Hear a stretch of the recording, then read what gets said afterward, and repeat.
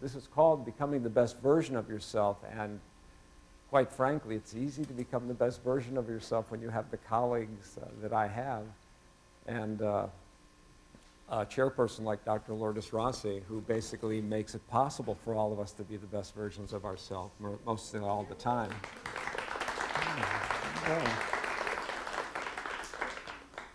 Special shout out to my wife and my daughter, who both came here to support me.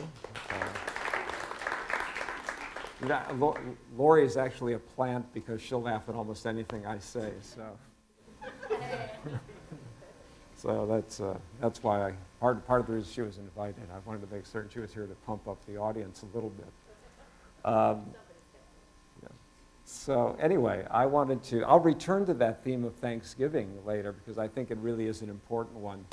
But I want to begin the story of sharing some of the process I went through when Tony called up and asked, do you want to do this last lecture? My first reaction was, well, I'm honored, right? And then as soon as I hung up the phone, a very old part of me got very, very anxious. And I started wondering if I could possibly do as good a job as all my friends that have done who came before me. Many fantasies passed through my mind. Now, some were glorious, grandiose, triumphant, a little bit like Caesar returning to Rome after a triumph victory, And these were quickly followed by fantasies of utter failure, uncontrollable public flatulence, and absolute humiliation. Yes.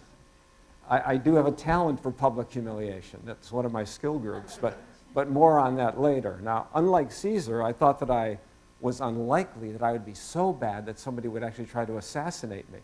But the truth is, I've always fantasized, this is the truth, about doing a one-man show. And now that the opportunity was here to tell some of my stories, I knew I'd have to take a shot at it. And right around this time, I heard a story that seemed especially appropriate for this moment. A pirate ship was approaching a well-armed treasure ship, and the first mate informed the captain that the crew was concerned at the size of the opponent, and the captain merely said, "Bring me my red shirt." The crew followed their brightly clothed captain, who fought with abandon, and they were victorious. Some days later, 2 ships challenged the ship. And when the first mate informed the captain of the dilemma, the captain once again said, "Bring me my red shirt." The captain fought furiously, once again leading his crew to victory. The first mate began to wonder about this request for the red shirt and asked the captain why he asked for it before battle. The captain replied, "If I'm wounded in battle, the red shirt will hide the blood, and when the crew look to me for inspiration, their courage will not wane." The first mate was duly impressed by the captain's cleverness and wisdom. Days later, as the pirates approached the port that they called home, the first mate anxiously informed the captain that 10 ships blocked their approach to safety. Once again, the first mate waited for the captain to call for the shirt that had so inspired the crew to victory in the past. The captain somewhat shakily replied, "Bring me my brown pants."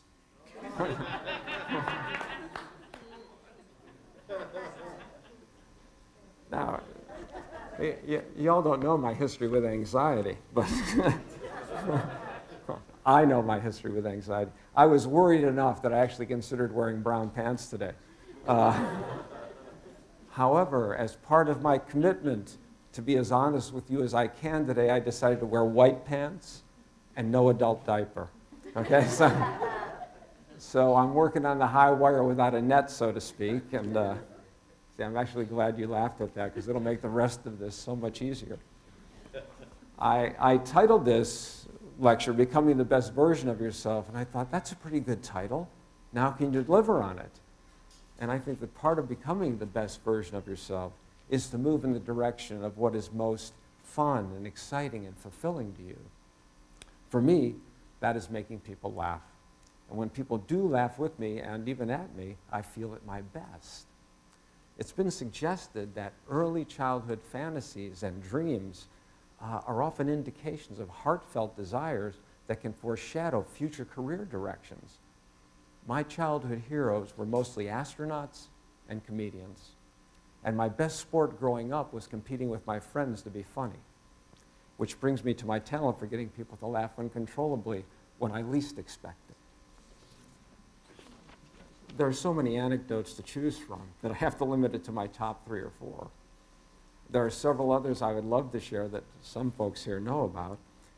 They are a little bit more X-rated, though, and because I really like working at the college, and I'm going to keep this PG-13. Now, let me do my Marco Rubio. Get my wife.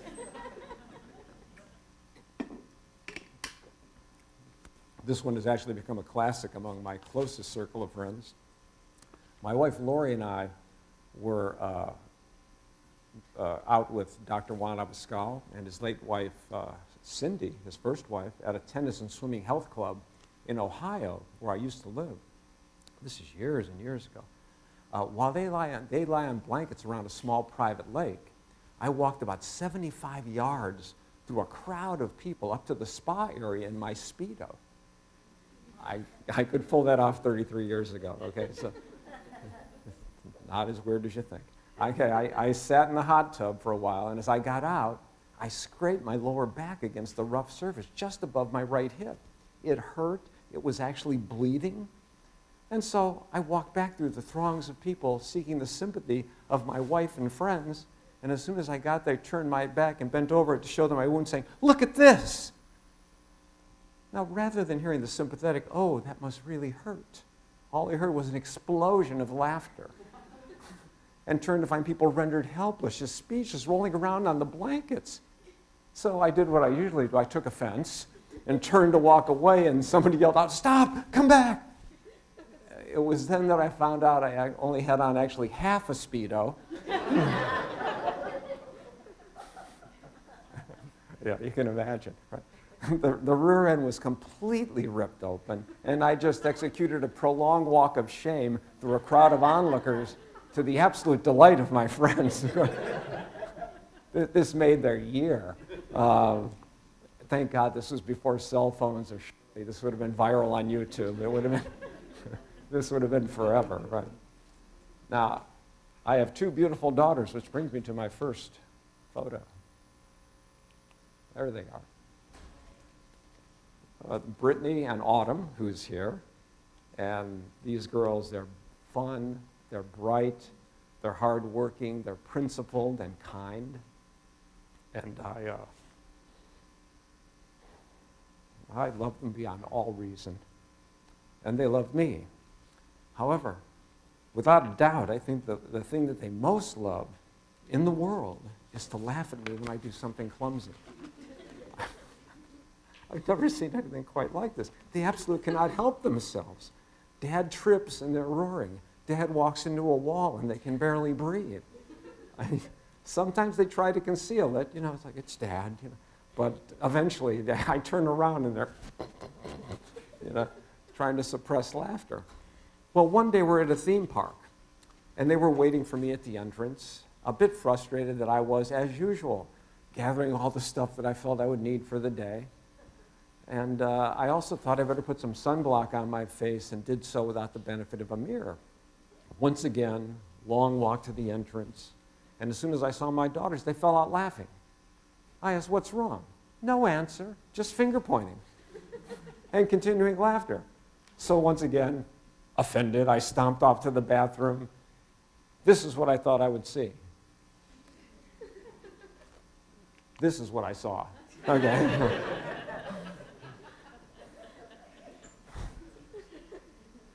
And I said, okay, I just scrubbed my face for about 5 minutes, and then I came out and apologized because I would have laughed too. Now, I actually grew up in a Jewish neighborhood. I'm pretty hardcore Italian American, but I grew up in a Jewish neighborhood, all my best friends growing up. And I have a pretty good working knowledge of many Yiddish words. 2 of my favorites are Schlemiel and Schlemazel.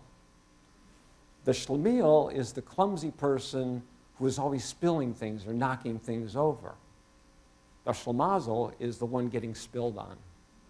This is another one of my skill groups. I think some of the people here can actually vouch for this. No matter where I'm sitting at the table, the spill finds me. I mean, I could be sitting at a banquet table, all the way down here, and somebody at that end of the table spills something, and it ends up in my lap. Now, if it doesn't end up in my lap, the person next to me gets up to see what's happening, and they knock their drink into my lap. I almost did it to myself the other night. I was almost Schlemiel and Schlemazel all in one moment. Now, one day we're at IHOP, and my daughter Brittany lifted a glass of ice water up to take a drink, and it literally it levitated up out of her hand and fell into my lap. And the look on her face was this priceless combination of two expressions. One said, "Dad, it's like it just jumped out of my hand, like it wanted to be in your crotch, like that's where it belonged." The second look was, "Dad, if I don't laugh soon, I'm going to explode." And of course, this is once again followed by gales of laughter and the inevitable adult diaper jokes as I walk out of the restaurant looking as if I've soiled myself. So what's my point? I actually do have one here.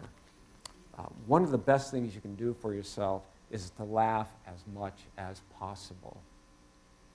The best version of yourself laughs easily.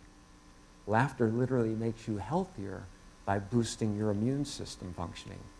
Research has demonstrated that emotions are contagious, and the more you laugh, the more others around you will experience positive emotional states. Laughter also promotes creativity. Humiliation has made me more humble and able to take myself much less seriously. If you are willing to laugh at yourself, you will never have a day go by without experiencing the benefits of good humor. This is one of my secrets. I'm constantly entertained as I watch myself go through my day as if I'm watching a sitcom. My best stories often come out of my most challenging moments. It's really true when people say, someday you'll look back on this and it will all seem funny. For years, I really wanted to be funny. That was my dream, and this is how the mystery gave it to me. It gave me put yourself in funny situations and get people to laugh at you. So for years in college, I had a poster quoting Kierkegaard that said, life can only be understood looking backwards, but it must be lived going forward. So I think we need to move forward here, but I think you can understand why sometimes I wonder what the mystery has in store for me. I mean, this is such an opportunity. I don't think there's anybody here that can spill anything on me. But I'm worried about these large lights here. Just wondering about that. So, as I was contemplating this idea at the last lecture, and I've talked with this with my partner, Juan, and my wife, I said, the only way I could really take the idea seriously is if I really took the idea seriously. What if this is the last lecture? After all, I just recently turned 65, and that's almost halfway through the average lifetime. I mean, do the math. Isn't denial amazing? The truth is, though, that this really could be my last moments. And I know no one wants to hear this, but it could be anyone's last moment. This could be the last thing that you do. You don't have to rush out. I'll try and make it worthwhile. But we all have to live out of this dilemma. We will probably live a long time. This may be the end of our time. Now, the funny part of me, the part that's absolutely desperate to make people laugh, immediately thought, you have to collapse on stage at the very end of the lecture. I literally considered this. I imagined all the ways I could do this, clutching my heart, oh my God, however, here's where the old psychology comes out. Another very old part of me, a very Catholic, obsessive-compulsive part of me thought, aren't you tempting fate joking about this? I mean, what if you really do collapse on stage and people are surprised and start laughing and you really are dying? And you're less likely to get help in a crowd. Psychologists call this diffusion of responsibility. Something great, you make a joke about dying, and irony of ironies, you really are dying and people think it's a joke. Now, once an idea like this gets into an OCD person's head, it can get pretty ugly and absurd. I mean, there actually is a little part of me way in the back of my head right now saying, you know, you really could drop dead. And a part of me, as we approach the last minutes of this talk, will be wondering as well. Something to look forward to. Get your cell phones ready, you know? Maybe I'll still go viral on YouTube. Professor really does give last lecture. So getting back to that theme of the last lecture and the charge to hopefully inspire or perhaps teach something meaningful, I quickly realized that I had virtually nothing new to say. All my predecessors had been eloquent in their presentations. And the poets and sages that have inspired me have been lights to civilization.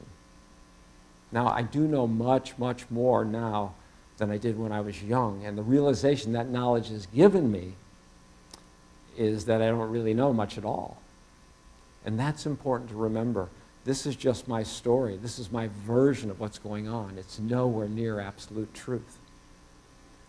But if this is my last shot, I would like to share some of my story. And I will end with this promise that I will share with you the words that if they were the last words that I spoke, literally the last words that I spoke, this is what I would want you to remember.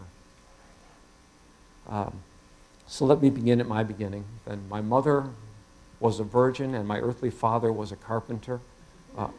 Wait. Sorry, that was Jesus. I'm just kidding. I'm not that grandiose. I was born on Thanksgiving Day in 1949 in Cleveland, Ohio. That's me. Yes. Thank you. And that is symbolic, as I've often told anyone that was willing to listen. I hit the lottery that day being born into my family of origin. And for that, I'm forever grateful. I'm second generation Italian-American, and my father's side of the family is Sicilian. So, of course, my favorite movie is The Godfather, and I was dressed mobbed up at a pretty early age, there you can tell. Women have always dressed me well. That was my mother, and then Lori put me together for today. So she always watches me before I leave the house to make certain I'm not appalling in my appearance. But so my favorite movie is The Godfather. That's actually true. And if you take away the murder and the mayhem from the film and you focus on the intense loyalty and devotion to family that is portrayed, then you have a glimpse of the family life and culture that formed me. My parents were revered among the extended family. This is what they look like. Yeah, I know, movie stars, huh? They were actually revered amongst the extended family. Truth be told, my father, Joseph, was considered the patriarch of the family, as the two other powerful men of the family died very young. And if you had a problem of any sort, my dad was the go-to guy. I mean, literally the godfather, so to speak, just without the hitman. You know, we just did it differently. He actually ran an appliance repair company, but on his way up, he was known as a serviceman. That was literally his title. And this was very apropos, as he was always providing services of one sort or another for our extended family and friends. He was very cool under fire, being a very calming presence. He laughed really easily and was very pragmatic and practical in his advice. We would regularly visit cousins' houses to repair appliances and eat and laugh and talk around the table. Our family was this traveling blast of good humor. My parents, and we thought, my brother and sister and I thought all families were like this. And we later found out this wasn't true. We found out that my parents just had this talent for helping folks become the best versions of themselves when they were around. My mother, Evelyn, was truly beautiful, inside and out, and a devoted Catholic who did everything she could to actually live up to her faith. She had an enormous capacity for empathy and forgiveness. Whenever I would come home from school or play and share some problem that I was having, there was always a distinctive pattern of response from her. I would complain about someone or some situation, and she would always express concern, sympathy, and love, then she would always turn the conversation in an attempt to help me understand what else might have been going on. It would always be like, well, maybe they were just having a bad day, Dom. Maybe they have a problem that you don't know about, Dom. In essence, she taught me to step into someone else's shoes and always ask, is there another way of looking at this? There always is, by the way. Always. My mother taught me to always look for the best in people, to assume that it was there in spite of appearances. I have a doctorate in clinical psychology. I had an active caseload for over 30 years. Grad school gave me training in research and an understanding of the process of psychotherapy. But my parents trained me to be in service as a healer long before I ever went to college. Now, I have a younger sister, and Donna, and a younger brother, Alan. There they are. It's my brother and sister. And they are still living in Cleveland, and I speak to them often, and I miss hanging out with them. Siblings do have a special bond. Very hard to explain unless you have one. No one makes me laugh more than they do, and I am the very best version of myself when I'm hanging out with them. Now, okay. No childhood is completely idyllic. Everyone faces challenges. Some are obvious and some are subtler.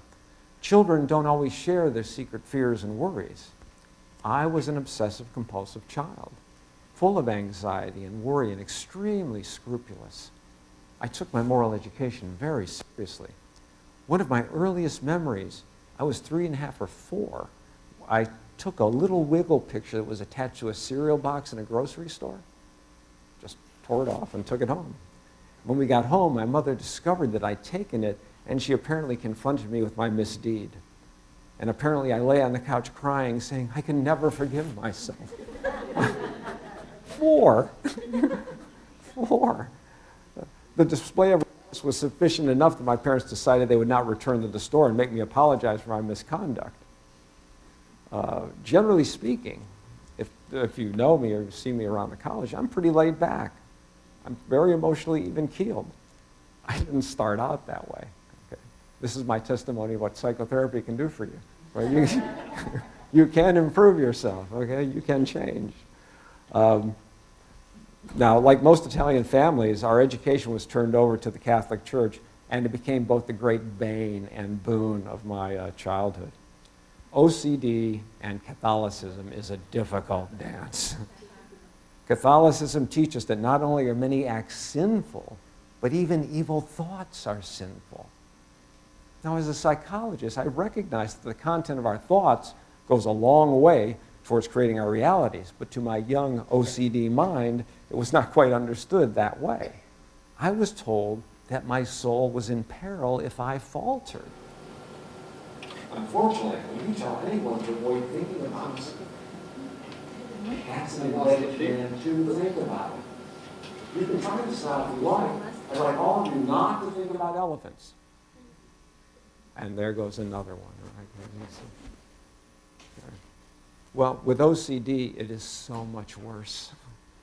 And when you get to puberty, forget about it. There was a war being staged within me. My parents, a child's closest reference to what God must be, were unfailingly loving, protective, and generally good-humored. I was told at school God was all-loving, all-merciful, and all-knowing, but that if you crossed the line, you were indeed going to hell. Something seemed wrong with that. Let me give you an example. I want you to understand what it was like being brought up in this atmosphere. This is a story that the nuns told me that was my entree into adolescent sexuality. The story is taken from a book titled, by the way, Stories to Scare the Crap Out of Innocent Children, that I believe is issued to all nuns before they begin teaching. So, boys and girls, very soon you will begin to take an active notice of one another, and someday you will begin to date and perhaps someday marry. That is unless you have a vocation to become a nun or a priest. Now, if you do have a vocation to become a nun or a priest and you do not follow it, you'll be unhappy for the rest of your life. Thanks a lot, sister. Something else to think about, right? Now, most of you will someday marry other Catholics and raise your children Catholics so they don't go to hell. But I want to warn you of the dangers along the way. Now, there was this boy and this girl who were dating. And one night when they were together in this boy's car, they sinned. Right? Use your imagination here, right? Well, that's bad enough. But on the way home, they got into a serious car accident, and the girl was killed instantly. There was no time to go to confession. There was no time for even an imperfect act of contrition, which would have saved her from hell. Later at the funeral home, all the family and friends are gathered around together to mourn their loss. The parents are devastated, but they take solace in the one fact that they knew she was a good girl, and surely she was in heaven now. The boy she was dating is kneeling in front of the casket, overhearing this conversation, sweating bullets. And all of a sudden he breaks down in tears and begins crying, saying, no, she's not in heaven. She's in hell. And she's in hell because of me. And she's in hell for eternity. Do you know how long eternity is, young man? I want you to understand how long torment in hell for eternity is. This is what I want you to imagine. There's a large stone ball suspended out in space. And every 100 years, a little bird flies up to that stone ball and brushes against it with its wing. And 100 years later, a little bird flies up to that stone ball and brushes against it with its wing. Now, after a very long time, this stone ball will finally be worn away to nothingness. And when that stone ball is finally worn away to nothing, eternity is just beginning. Have a nice day. Don't touch yourself, okay? Don't even think about touching yourself. Okay? So, I'm walking out of class. Okay, don't touch yourself. Don't even think about touching yourself. You know, this is impossible. You know. So, I just lost my place. So I'm walking out of class, as I said, and that's what I was dealing with. And while I was scared and frequently guilty and frequently in confession for touching myself, like everyone needs a hobby, right? I was also smart enough to logically question the fairness and wisdom of any God that would operate the universe this way. It's a mystery was not a satisfying answer to justify what I thought was divine terrorism. I said, really, one mistake and you're condemned for eternity? I said, even then I began to turn my back on that God. And I have no fear of that God. I thought if I'm all loving, all powerful, all merciful, and I'm running the show, no one is condemned forever. Everyone gets a do-over. I mean, after all, we have eternity to work on this. And I refuse to worship any God that's not as nice as my family or me. That God is too small. So that began my lifelong preoccupation to grasp the nature of this life and the mystery that's at the heart of it. So let me give credit where credit is due. The nuns gave me an incredible foundation to continue my education to the highest level. They taught me discipline, perseverance, self-control, how to delay gratification. You'll get your reward in heaven, Dom. I wasn't willing to wait quite that long, but I have also known many nuns and priests who were true seekers and dedicated to lives of service. A Catholic priest encouraged my parents to urge me to go to college out of state because he thought it would help me grow and spread my wings and not cling to the safety and comfort of home. And along with all the guilt, and to my mind, a misunderstanding of what eternity and the nature of the divine mystery actually is, they somehow communicated the importance of compassion. the importance of seeing yourself and the others around you, no matter how different they are and no matter what their condition was. The main phrase I recall from my Catholic education is, "There but for the grace of God go I." Now I just understand it as, "There go I." The Catholicism of my childhood was inhibiting and frustrating in so many ways. But I'm the best version of myself when I forgive the perceived grievances of the past and basically remember the gifts that were seeded then and then ultimately harvested. You will be the best version of yourself when you learn to forgive everyone, including yourself. Now, I feel that this is a very, very important point. Things happen to us in this life that we remember only in their essence, and sometimes wildly, wildly inaccurately. Even our most painful and difficult memories are reconstructed, and we always have choices in how we interpret them and shape them into this narrative we call our life. We can remember our stories in ways that strengthen us or diminish us.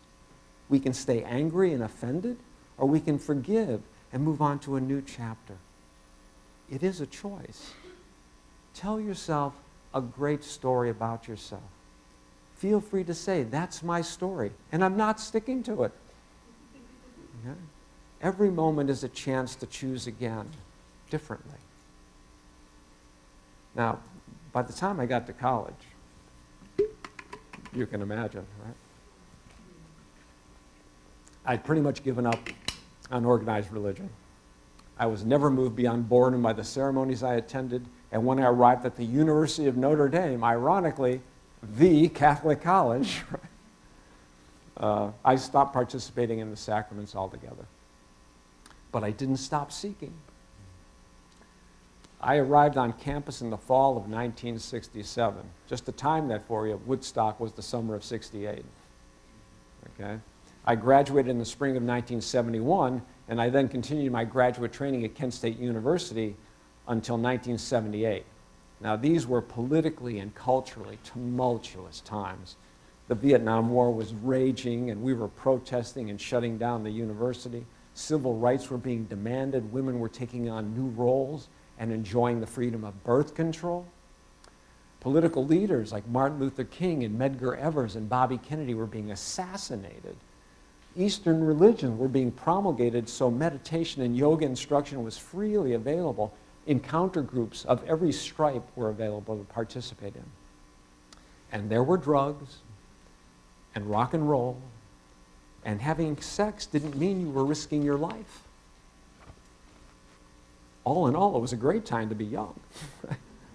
Everything seemed possible, and I discovered my life path. Now, this is mostly for the students here. I know there's a lot of emphasis on discovering your career path early, before even beginning college. But I want to assure you that it's very common to discover it along the way. I went to college as an aerospace engineering major. Yeah, it freaks me out too. No problem. I thought the same thing. I was just fascinated by the prospect of somehow being involved in the exploration of outer space. So after I received 2 Ds in calculus and chemistry in my freshman year, I thought, well, you know, maybe you're not an engineer. Maybe that's not your path. The courses I was enjoying were literature, philosophy, and theology, but I still thought my next logical thought was, well, I like helping people. Why not become a doctor? Go into pre-med, which it turns out is wet engineering, right? The same course load, but biology and organic chemistry. So after I got a D in organic chemistry, I thought, okay, this isn't your path either. So I'm a believer in Joseph Campbell's dictum, you know, follow your bliss, do what you love and the money will follow. All that stuff made sense to me. But then I had no clue. If you would have sat down with me at that point in time and asked what I most love to do, then I would have answered, not that, right? I like staying up late at night bullshitting with my roommates about life, politics, religion, anything. Are there any job openings for that? I mean, can I get a degree in bullshitology? Is this available? Turns out, it is.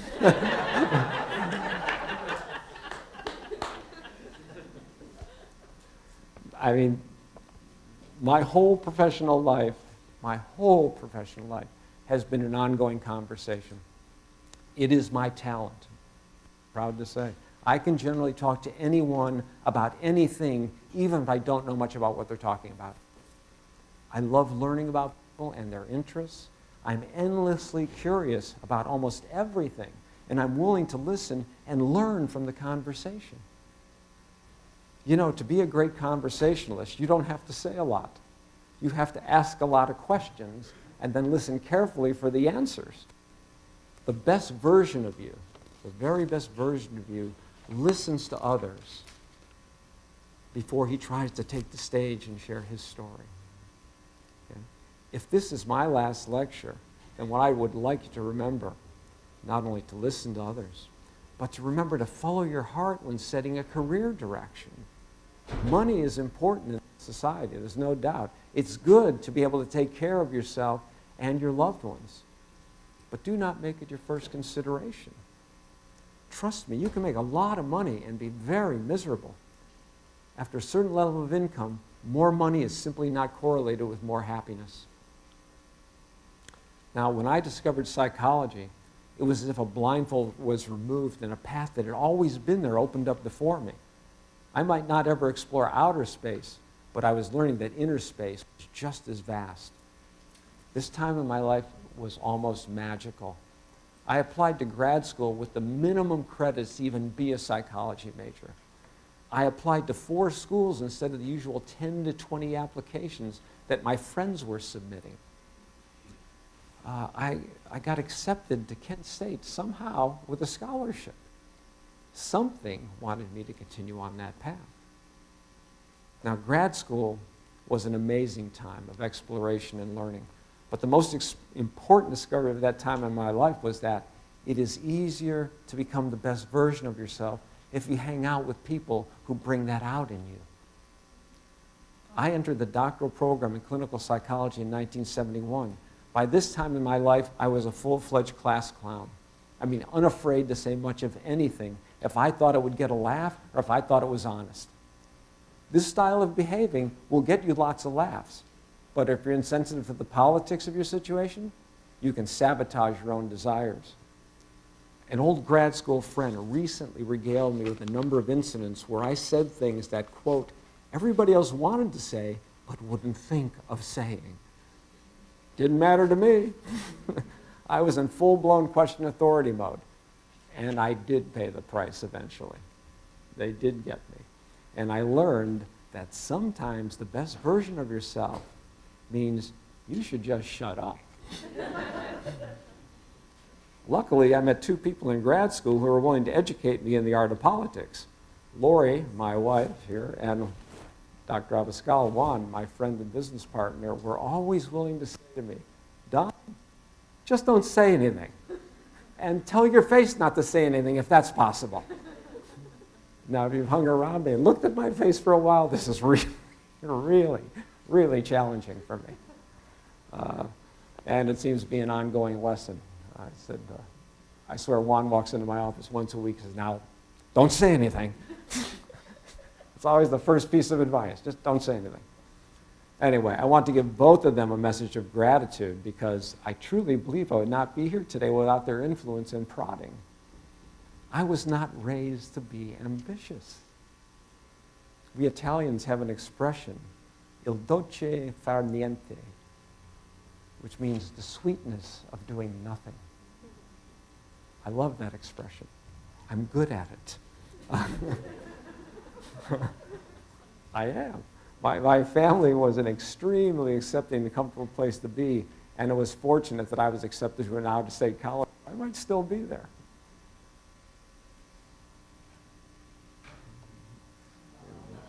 That's grad school. That's Lori and me. That's me about 25 pounds ago.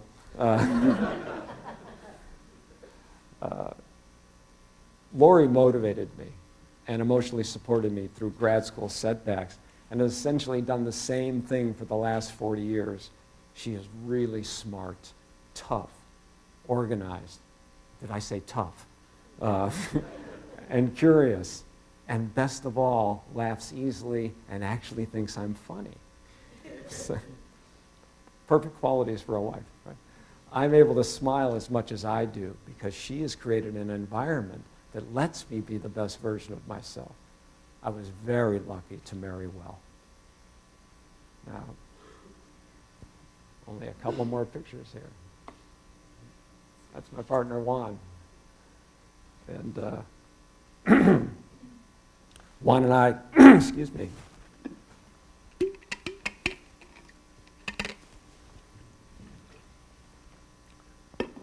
Juan and I became friends as soon as we began to work together. We shared a love of psychology and a curiosity to explore all the possibilities of human consciousness.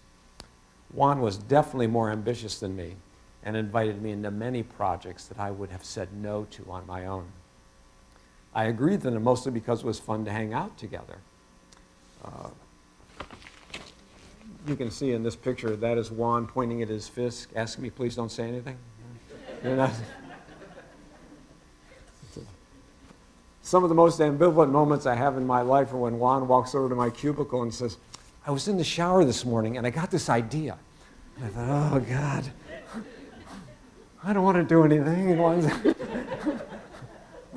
Juan's got another project, so usually pretty busy. Like Juan, my good friend River was like a brother to me. River was in SDS at Kent State University when 4 students were killed by the National Guard during political protests. He has lived with the Sufis and been a dedicated spiritual seeker since a fortuitous acid trip, right? When he met a president. Yeah, true. He could only describe his God, but nothing like the traditional man in the sky God. It was something much more mysterious than that. I met River shortly after my first daughter was born, and almost immediately we were drawn to one another.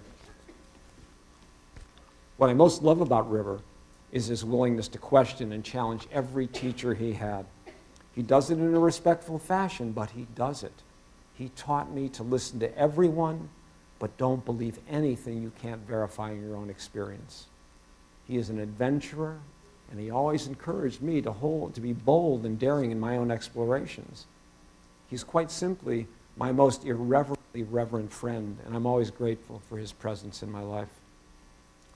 There are only several people who know virtually everything about me, the good and the bad, and still like me. Those folks who know where all the bodies are buried are my oldest and closest friends.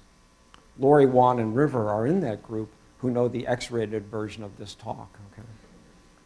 Now, study after study finds that good friends and social support protect our health and well-being. Your friends and your relationships are the true treasures of this lifetime. Now, being a householder, raising a family doesn't allow a lot of gallivanting around the globe, but it's a spiritual path in its way. The most satisfying experience of my life has been to have the privilege of helping to raise my daughters, Brittany and Autumn. I was having a lot of fun being married to Lori. I never considered myself to be great with kids, and who would have thought taking on more responsibility would fill you with so much joy, so much fear, and then amazingly, fearlessness. I do not wish to demean anyone who's not a parent, but for myself, I discovered a capacity for selflessness and dedication that I did not realize was even in me. I'm in no hurry to die. I really don't want to collapse up here.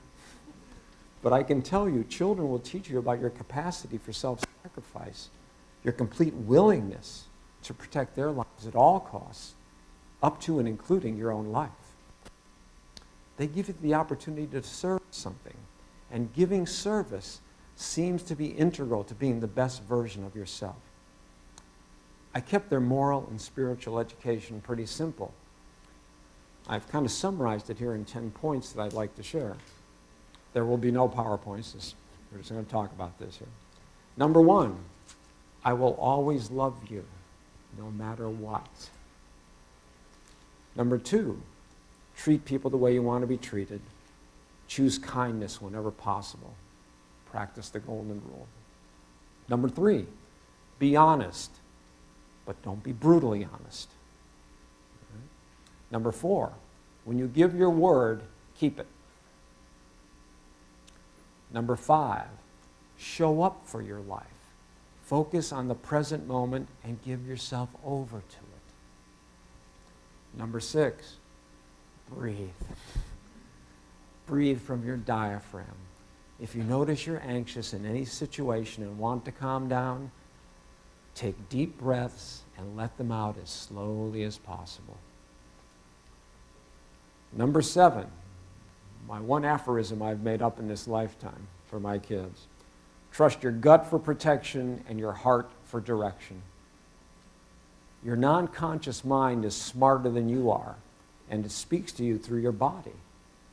When your stomach tells you something doesn't feel right, trust it. When your heart opens and time seems to fly by, pay attention. You're heading in the direction of your calling. Keep following that feeling. Number 8, I should say. One of my favorite quotes is from J.B.S. Haldane. It says, "The world is not only stranger than you suppose, it's stranger than you can suppose." We're embedded in an incredible mystery here that no one completely understands. Build a relationship with it. If someone tells you that they understand the mystery, and if you will join with them, they will reveal the mystery to you, watch your wallet and run away. Even if Tom Cruise says it's a great thing, okay? Yes. Number 9, this is when they got older. If you're going to experiment with psychedelic substances as a way to seek me first, so I can tell you how to do it relatively safely. Seek me first, okay? I know about this stuff. Number 10. And this is from my favorite novel of all time, Zorba the Greek. I quote, "Life is trouble, only death is not. To be alive is to undo your belt and look for trouble." Take on life's challenges. Let yourself feel all the inevitable ups and downs, but always find your way back to gratitude as soon as possible. Adopting a practice of gratitude is an important piece of becoming the best version of you. If you want to experience more positive emotions, light more candles rather than curse the darkness, then practice gratitude. This can be as simple as taking a few minutes at the close of your day and asking yourself, what 3 good things happened today, and why did they happen? Research has actually shown that this is an extremely effective method for alleviating depression and promoting the presence of positive emotions. Now, I hope it's clear from what I've been talking about here that I am a seeker. It's been part of my DNA since childhood. I've down many paths, and I've experimented with many techniques, and I've had many experiences alone and with others that convince me that I only have the vaguest notion of what the mystery is. But I am sure that no one is completely sure of what the mystery is. The only thing that I'm certain about is that I'm uncertain. But I would like to share one of the most powerful experiences of my lifetime and a little bit of my writing about where I stand on this.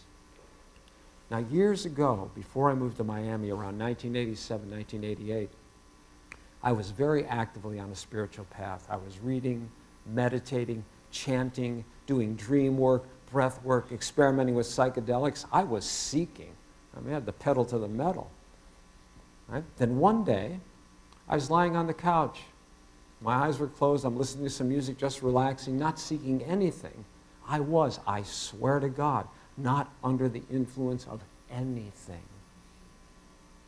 And out of the blue, I heard a voice, not my voice, whispering in my ear, "You are loved greatly, and you love greatly." Not only was it not my voice, it's not the way I typically use language. These words were accompanied by an overwhelming sense of love, safety, peace, gentleness, and complete protection.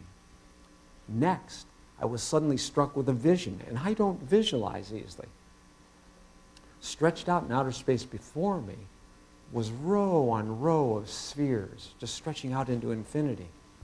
And in each sphere, there's a scene from my life.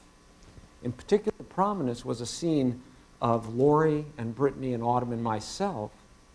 And as you may have guessed by now, this is my deepest attachment and identification on every level, culturally and personally. And the voice wasn't finished. It said, "That's not who you are."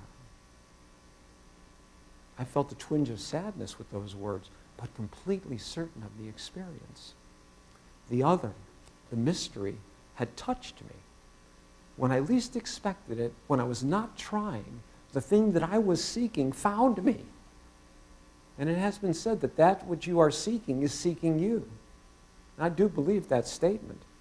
I am still befuddled by the mystery, but I trust it. I feel loved and protected no matter how difficult things get. I believe this thing is in me, and I believe it's in everything and everyone. There is no action or experience outside of it. The miracle is that we are here experiencing it. That, I believe, is our work, to be present and to lose ourselves in the world doing what is heartfelt and meaningful to us. Now, before I get to these very last words that I've promised to share with you, I want to share some song lyrics that I wrote. I'm not going to sing it. Sorry, that's a bridge too far. But I did this while I was fasting for 3 days in Narrow Ridge in Tennessee on a mountaintop by myself. And so I wrote some song lyrics and a little poem that I wrote a number of years ago. And they summarize my experience in seeking the mystery. The song is called Spiritual Dilettante.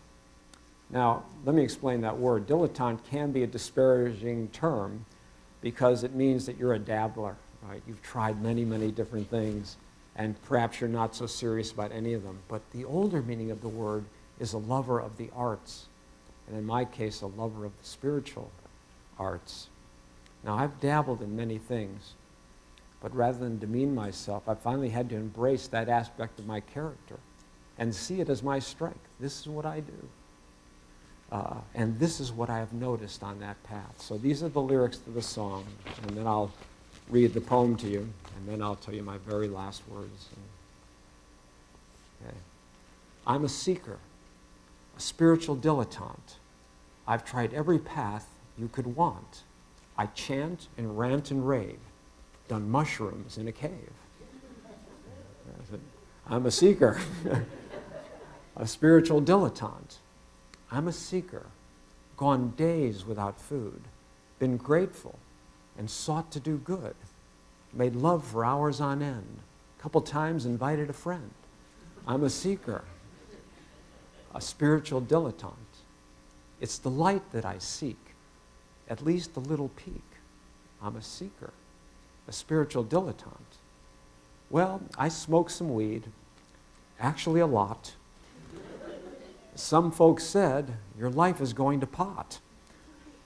But it was church to me, and many truths did I see. I'm a seeker, a spiritual dilettante. I've meditated and vegetated hours on end, got that feeling it's just around the bend.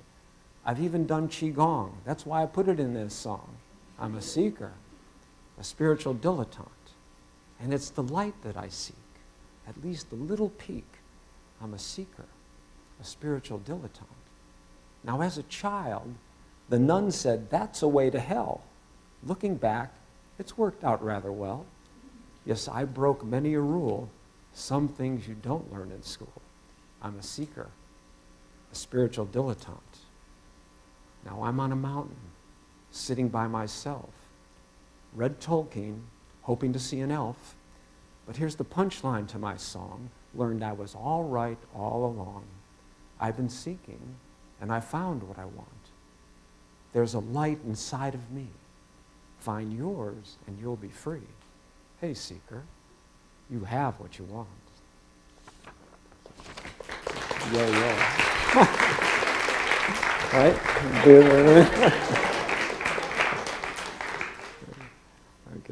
And this is the poem I wrote. This is kind of just a little ditty called Paths. It says, there are many paths to the nameless one, and none of them can fail.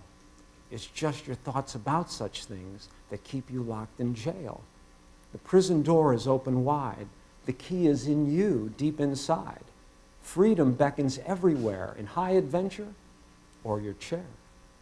Realize that where you are is not traveling very far, and your journey will be cut in half when you breathe deep, stop trying, and start to laugh. That's it. Thank you. So, the end of my time is upon us, and we are back to the very first question. What if this was indeed the last lecture? I mean, what if I do collapse at the end? Admit it. You're wondering about it. I do see a few people do have their phones ready, just in case. I mean, what if today is my expiration date? What if I cannot be renewed, right? What would I want my last words to be to family, to friends, to colleagues, to enemies, to the web of interconnections we call our lives? What would I want you to remember in every circumstance, before every action, at work, at play, and as you leave here today? Only this: you are loved greatly, and you love greatly. Thank you.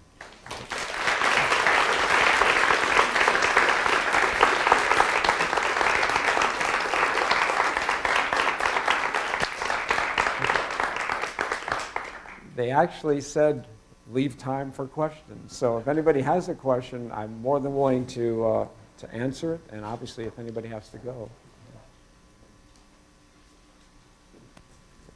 Does anybody have anything? Yeah. Would I do anything differently? Would I do anything different?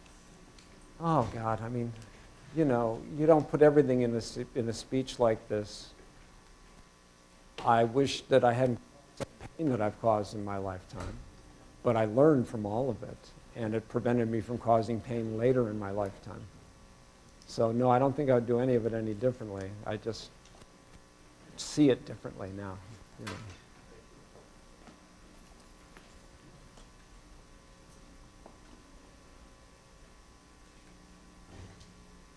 Yeah, question? Oh, okay. you know everything anyway. You know, you've been there for most of it. So. Okay, well, thank you for coming. I really do appreciate it. I only wish we could have.